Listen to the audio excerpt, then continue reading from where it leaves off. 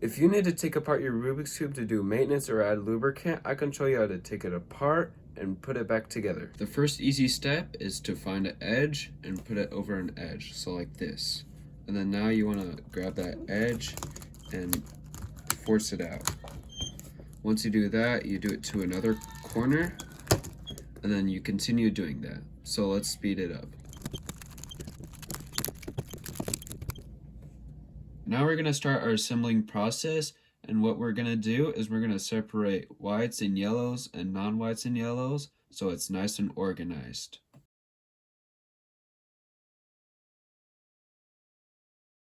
Once all of our pieces are organized, I'm going to show you how to put an edge piece into its place. So I'm going to pick out an edge piece. This is what an edge piece looks like. And we're going to match it with this color. This one's blue and this one's white.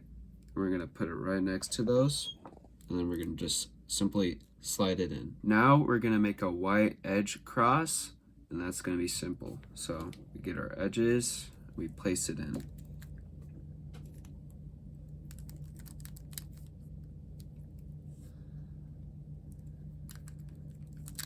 We're going to finish the second layer, and we're going to use our edge pieces. This edge piece is green and red. We're going to match it with these centers. We're going to slide it down. We got orange, blue. Slide that down. We got green and orange. Match it with its centers. And then slide it down. And then finally this piece. Alright, now we're going to start with our final layer, and we're going to start with our edge pieces. We're going to match it up with the center. So this, and we're just going to try to stuff it in there. I'm going to find another edge, and then we're going to put it where its center is. I'm going to do it with another one. Once you have 3 edges, you're going to start with the corners. And so this corner has red and green. We're going to put it where it's supposed to be.